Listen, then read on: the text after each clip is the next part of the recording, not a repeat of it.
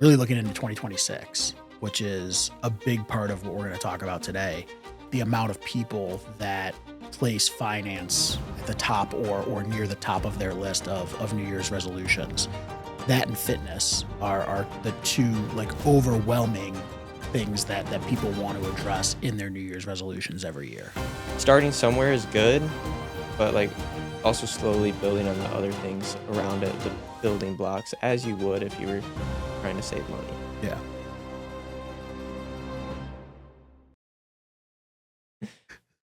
So we're back kind of on an off day on a holiday week. So we've got Troy in the second seat. We've got Aaron, who has been on my team for years, kind of running the production. A lot of our team is out for the holiday, but wanted to get another episode shot because I think there's some really good content, some things that have happened, some things that are going to be coming up in the next couple weeks that'll be really timely as this episode comes out. So I know we wanted to get out some of the information so that we can kind of line it up with where we fall in the holiday season. Yeah, absolutely. I mean, I think it's important to talk about some financial stuff during the holiday season. Yeah, There's a lot of money that's being spent across a substantial not amount. just the US, but the world. So, Yes. Yeah, it's crazy. I mean, the amount of money that is spent, I think we talked a little bit about it on last week's episode was, I mean, it's staggering compared to the household income. It's almost like 3% of household income spent on holiday gifts, and then it goes up to almost 5% whenever you include travel.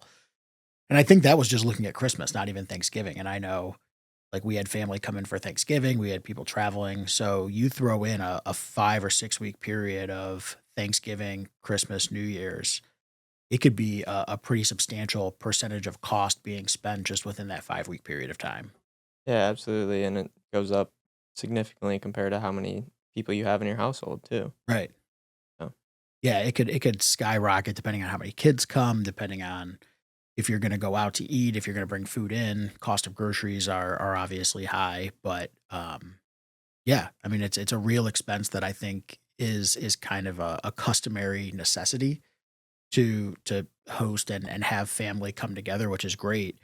But I don't really know that people look at the cost, especially when we talk about Thanksgiving or Christmas, like dinners. I think it's the gifts, the travel, things like that. But then we talked about last time, like you go on a vacation, you buy all of the stuff up front, but then you go there and you still probably spend as much, if not more, as you did on the tickets, the hotel, things like that when you're eating and doing the entertainment factor.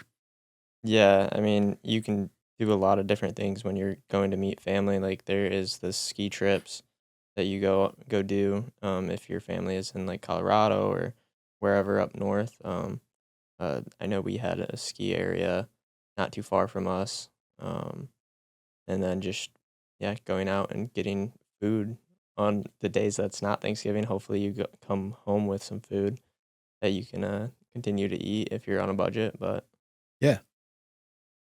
Just hidden cost all over the place.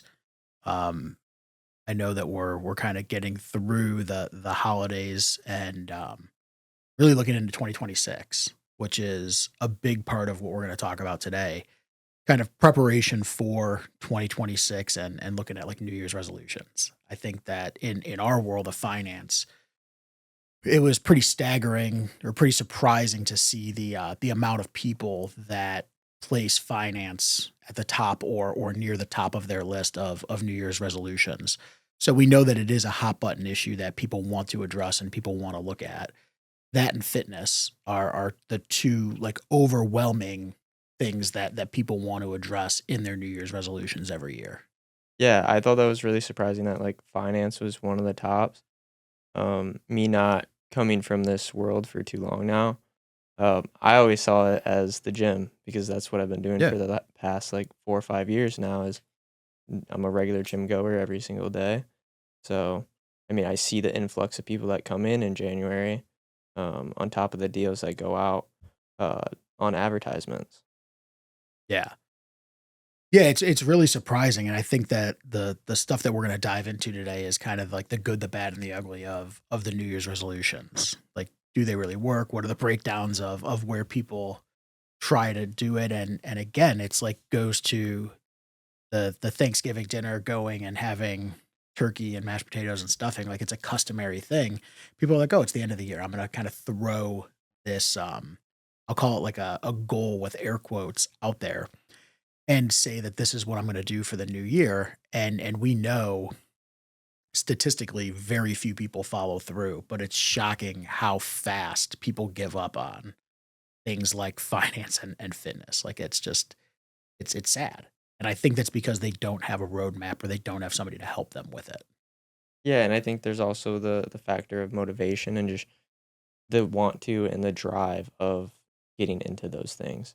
I mean, you wanna go into some of the numbers that we have pulled up here? Yeah, yeah. Talk about some of the percentages of what people kind of place as their New Year resolution, just so people can understand kind of how overwhelming these are in terms of finance and health. Yeah, so, some of the numbers we have here is, the we're gonna go over the top 5 things that, Americans in 2025 are wanting to set their New Year's resolution as. So, this is from Statista. The number 1 thing was save more money, so that's at 21% Okay, of so almost Americans. so yeah, almost a quarter of people are saying that they're not saving enough currently, which we know statistically it's way more than that are not saving enough, but 21 people are setting that as their goal. Yeah. And that's the highest ranked thing, correct? Yeah, Okay. that's the highest. So saving more money, so a finance goal is number 1 on the majority of people's lists, Mhm. or the highest ranking, not the majority, okay? Yeah, and So it what's makes me next? wonder, like, do people know how to do that? But we'll get into that. So what's next is eating healthier at 19%. Okay. Um, Coming off the holidays, like, maybe you indulged for the last 30 or so days, so I get that's yeah, and again, I mean, I think going into do people know how to do that? You're very diligent about it, so you go to the store, you meal prep every week, you're very conscious of not only, like, what you spend on groceries, but also what you're putting in your body, but it takes a ton of work. It's not just driving home after a late night. I mean, we were talking a little bit before we started shooting. You were here last night till pretty late. You didn't just decide to drive home at 7:30 and pick up fast food. nope, no. Right. So I actually had leftovers that I cooked the night before, um, just ready. I brought them here, ate them while I was doing the work I was doing. Yeah. So next on the list is exercise more. So kind of going with eating healthy. Let's try to get a little more movement in. 17% of people said that. Again, I think it's like, where do you start? If you don't have somebody giving you a workout routine, I mean, there are things that you can do, but then there are also things that are good if you're doing nothing. But if you don't have a plan there, you can do a lot of movement and feel like you're doing things, but not show the gains. So you Yeah, can do inefficient workouts. You could be working out but not eating properly. Like, there are a lot of things that go together where I think people get discouraged because they're like, "Oh, I went to the gym 2 times or 3 times and I didn't lose the 30 pounds I wanted to lose." yeah, And it's yeah. just not gonna happen. I will say, like, the eating healthier and the exercising more are, like, 2 things that have to go together, and, like, that's just Right. how it works. So, like, if you're decide you wanna exercise more, but you're eating at too high of a calorie surplus, um, even if it's just 100 calories depending on your age and stuff, like, Sure. it does affect it. Um, so just getting starting somewhere is good, but, like, also slowly building on the other things around it, the building blocks, as you would if you were trying to save money. Yeah. And next up is losing weight at 14%. So I kinda laugh at this one. So losing weight is the least of the 3, like, health related things, but clearly the end result of doing 1 and 2 in most cases. So if you're working out and eating healthy, typically you're gonna lose weight unless you're trying to bulk and become some type of bodybuilder or getting Yeah, into I it. was on that other side. Right. So So you could be doing that, but typically the people that are saying that they wanna go to the gym and wanna eat healthier are not in, like, a fitness performance stage. It's just, okay, just normal health, like, I wanna lose weight and become healthier. So 1 is finance, 2 through 4 are health related, and then, Number 5 is kind of unrelated, but I think goes with the 2 of them. So what was that one? Yeah, so number 5 was, spend more time with family and friends. So that's at 15% overall. Yeah.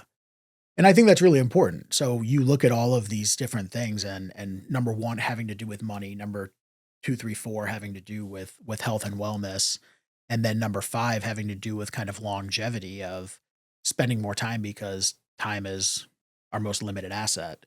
So all of this stuff ties in really well with what we work with clients. So finance and fitness and losing weight and things like that, the good thing about that and what I like about it is it's all math and science.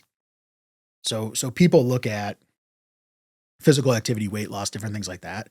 Like thermodynamics is a thing. Like a Yeah. calorie in, a calorie out. You burn calories through your normal living. You work out, you burn more calories, you eat certain foods, you gain more lean muscle. Like there's true science behind this.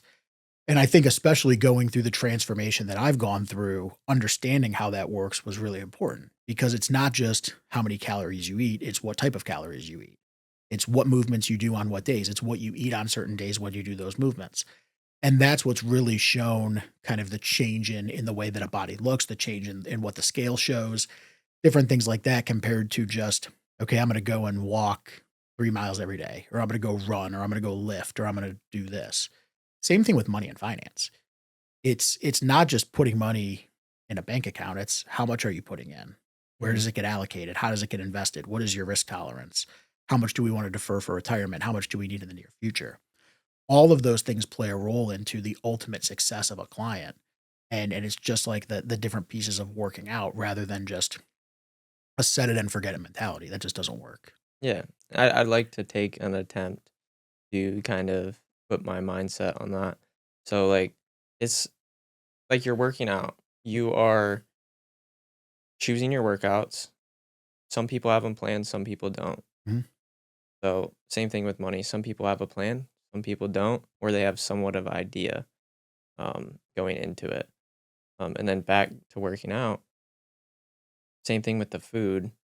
You're you know what you're eating, but do you know how much? Do you know how many calories? Right. And then how much are you saving? How much are you actually retaining? Yeah. So that's just my mind simplifying basically what you said. Yeah. So I've read a ton of books and a lot of studies. Actually, the most recent book that I listened to was a speaker that we saw when we were in Tampa. And one of the chapters in there, the book is focused around happiness and around like just living a good life and productive teams, things like that. But he was talking about people that have success and how they get success or how they build regimen and routine. And the biggest part of it is eliminating decision making.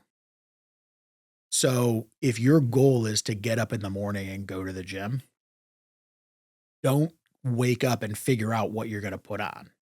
Put on your gym clothes the night before. So now you wake up, you're dressed, you're ready to go. When people have to decide on what they're going to eat, our brain naturally says, I want to eat the thing that tastes the best. I want Yeah. to eat the thing that's the most convenient. Potentially, I want to eat the thing that's the cheapest. Whenever you have it all planned and you know inside of your refrigerator, there's containers stacked with Monday, Tuesday, Wednesday, Thursday, Friday. Here's what I'm supposed to eat. It's already been made. You're eliminating that decision from your life. You just take it, cook it, and eat it.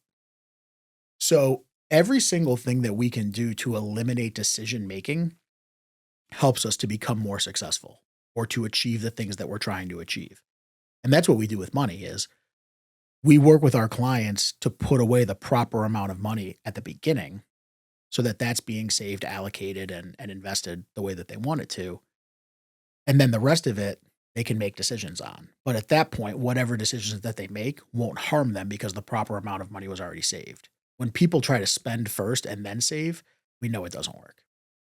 Yeah, I mean, it's like eating a bunch of junk food and then going to work out and you're using that as an excuse on why you were allowed to eat the junk food, you know? Yeah. And I think if you flip the order of operations there, if I go to the gym and I work out for an hour or 2 hours and I have a really, really hard workout, it's going to be very rare where I come back and say, okay, I want to eat a bowl of ice cream or I want to eat something unhealthy. It's like I put in the work. I want to eat something healthy to make sure that these gains show.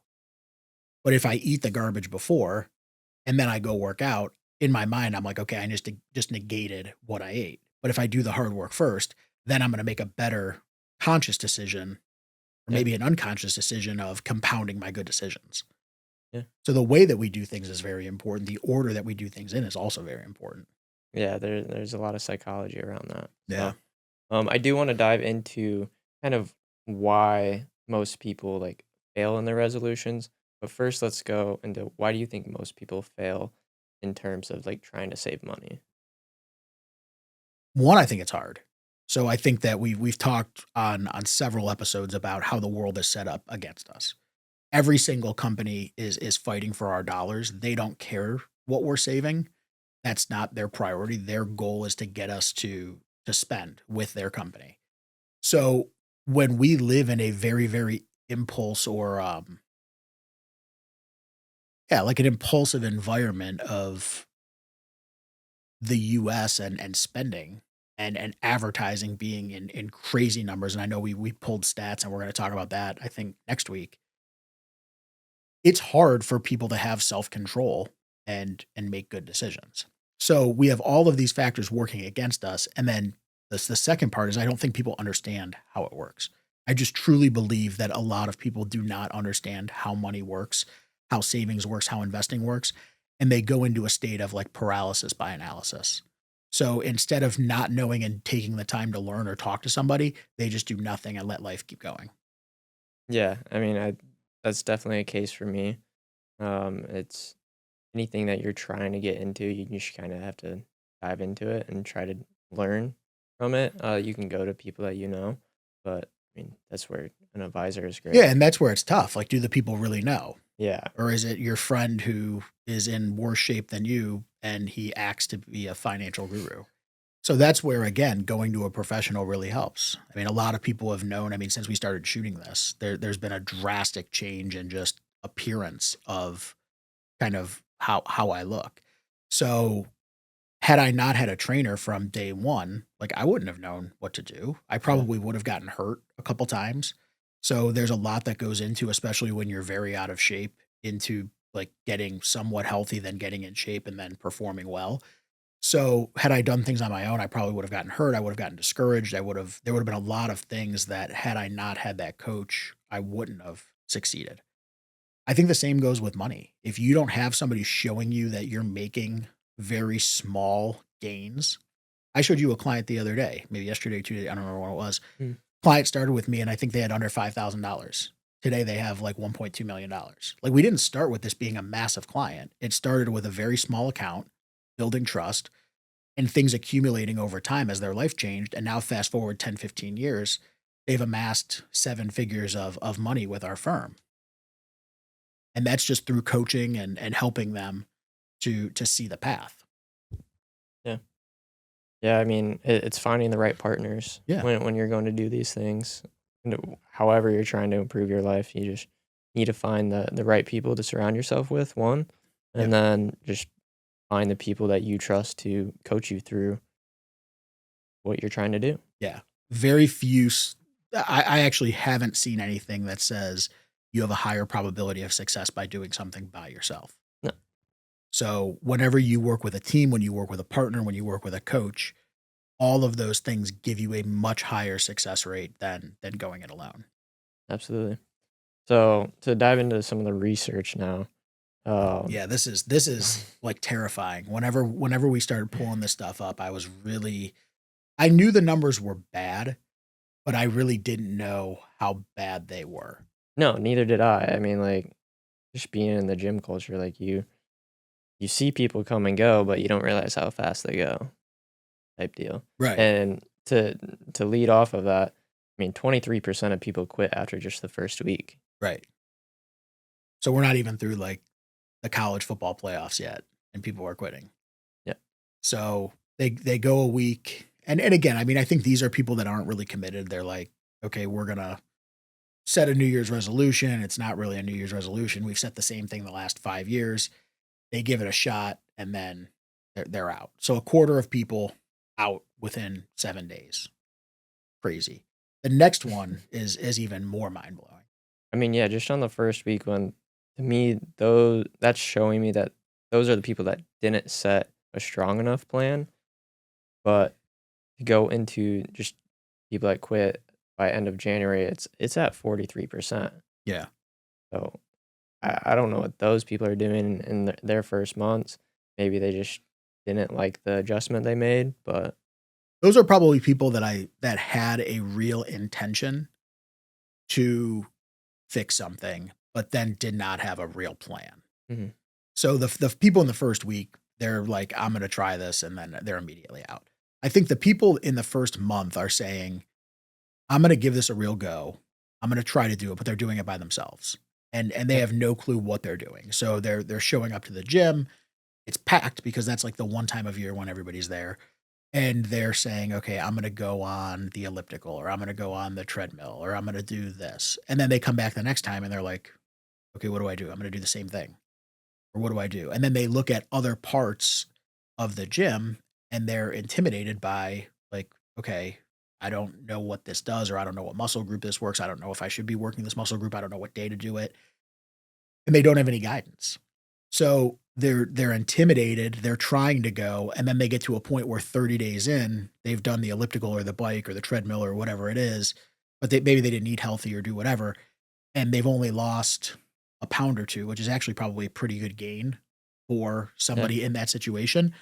And then they turn away and they don't know that that's actual real progress. Yeah, I mean, if you're not tracking your calories, if you're not, like, have a set time on cardio and a set heart rate that you're trying to get to on Right. cardio, I think a pound or 2 within the first month of starting is, like, it's doing something right. Yeah, tracking in the right direction is important. Whenever you start to go into analytics, I mean, I've worn this band for almost 5 years. Every single time I do a workout, I have my heart rate broadcast on my phone, so I know exactly where I'm supposed to be for however many minutes. Each workout, I'm not supposed to start until I get into a new range. I mean, it is a total science of what I have been taught, and then as soon as I'm done, this goes into my body, this does not go into my body. I take this supplement on this day, I don't take it on this day. It is so many different things that factor in. So if you're doing it by yourself and you're just walking in and you have your, like, bottle of water and you jump on the elliptical and you hit it for 15, 20 minutes, and you're like, "Okay, I got a little lather going." Like, it's better than doing nothing, but you may have not made any true progress. Yeah, and I think that's where, like you said, it's better than nothing. I think Right. starting somewhere is always the goal. It's just you need to find those little wins. I can tell you, like, early on when I started, it was finding those early wins and be like, okay, this is gonna pay off, but in Right. the future, in 4 to 5 years down the road, I'm gonna really see the results. Yeah. And that's just the mindset that you have to go into it, and same thing with money, like, it's gonna take some time to accumulate some savings. Takes a substantial amount of time. In in reality, it takes all of the time to get to the goal. So we have to start today, Yep. and then we're projecting to retirement whenever that is. But it's going to take from now until then, unless you hit the lottery or something crazy happens, to get to the number. So it is a very, very slow burn of just very little wins. And again, we get market performance. So the last couple of years have been phenomenal. Clients that have been in the market have accelerated their path by a couple of years because of what the market has done. Now, knock on wood, we don't know if we're going to have some negative years coming. A lot of my clients are younger, so they will take a hit from negative years. But we'll kind of get back to an average, and they understand how that works. The last stat on here was pretty surprising, and it talks about only 9% of people sticking with this for a year. So we're taking people that actually set out to make the goal or the resolution. So there's like all these people that didn't even make a goal that just said, like, screw it, we're not doing it. So we're taking all of the people that actually cared, and now less than 10% of them are sticking with it for 1 year. That's just that's shocking to me. I mean, I know how hard it is to change. I mean, to change a habit, to change Mhm. a person, to change yourself, it it takes a lot of willpower and determination, motivation. You're not always gonna have the motivation aspect, so it's really you have to want it for Yeah. yourself. And it goes back. I mean, as shocked as I am every time I see a study like this or every time I see different things that we talk about, this goes right back to, like, the bell curve scenario. So, if we look at averages, everything typically lines up within that curve. You get a small percentage of people that kind of overachieve and meet goal. You get a huge amount of people that are kind of in the middle, and then people that drop out right away. And this kind of lines up with that math of making that perfect bell curve of people quitting, the middle people try it for a little bit, and then people run with it. So it's really crazy that's how everything shakes out and how those statistics really work. But going back to everything being science, like it really it's real. Yeah. I mean, and there is one interesting part in this, like, doing this research and, like, thinking that I was like, "Is it just a January factor? Is it just a New Year's resolution factor?" And it's really not. Right. It's just, like, straight up motivation, structure, and consistency is what you need to succeed when creating a new habit. It Yeah. doesn't matter when you start. I didn't start in January, my No. journey. So, I actually prefer when we meet clients in the middle of the year. yeah. If somebody comes in January, like, I'm somewhat hesitant because I'm like, "Is this like, are they really committed?" Yeah. If somebody comes in August or September and there's no, like, New Year's resolution prompting, it's better. But a lot of people will come in and they'll say, "Hey, call me at the beginning of the year. This is on the top of my list." I'm like, "Well, how could it be on the top of your list if you didn't handle it the last 10 years?" Or, like, if it's on the top of your list, like, we still have weeks to go in the year. Yeah, So, or if like they reached out in October and was like, "Yeah, right, yeah. Yeah, they're 3 like, months from "Yeah, now." call me in 3 months." I'm like, "Okay." I mean, we can, but Yeah, we will. so Yeah. So that was just very interesting, but we wanna go into the holiday spending and the psychology behind it a little bit.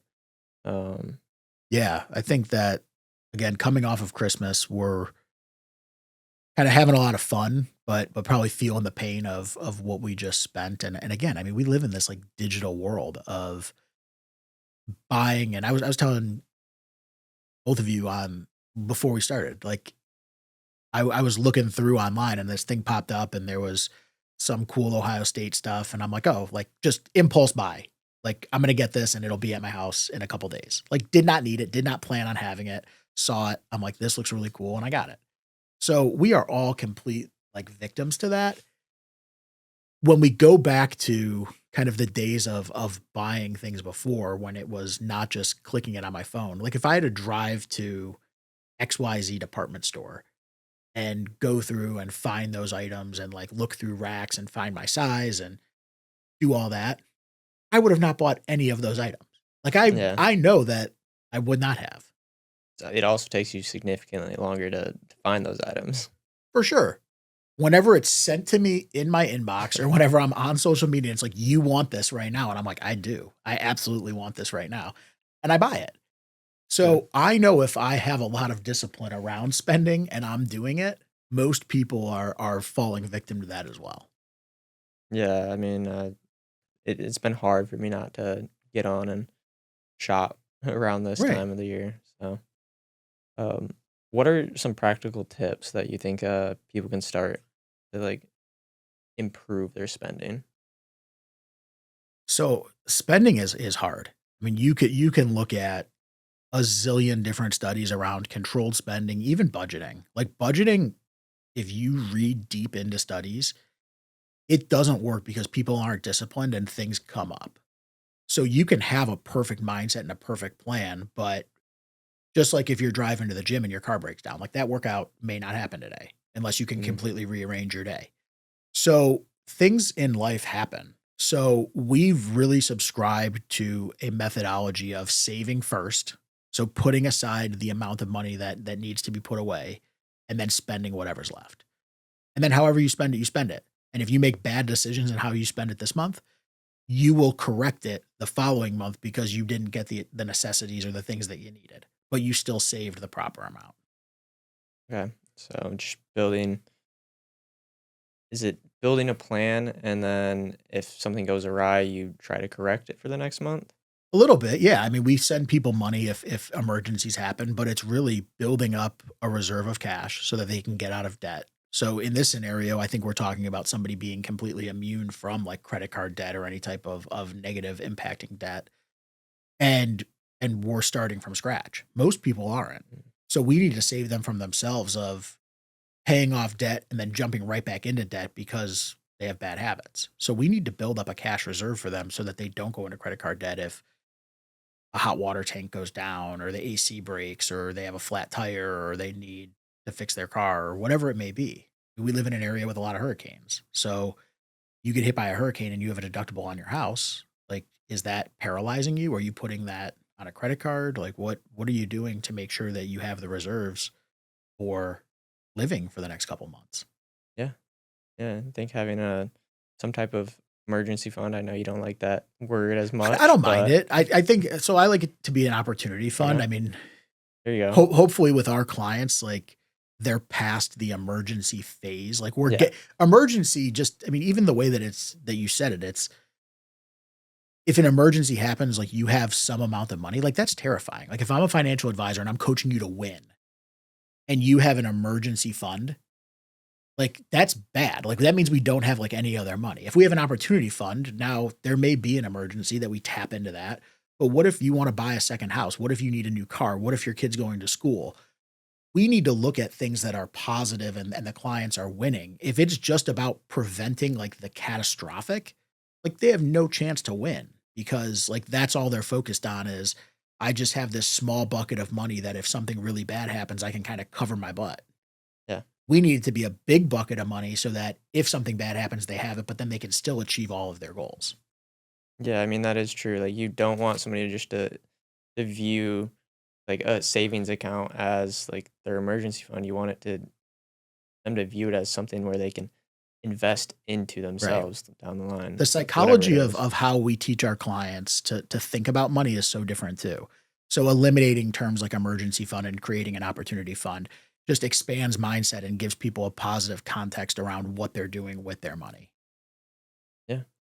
Well, I mean, to wrap up, I think the main thing that we want to like leave on is I think just one small win is a success, and you just Yeah, need to keep stacking those, you have to.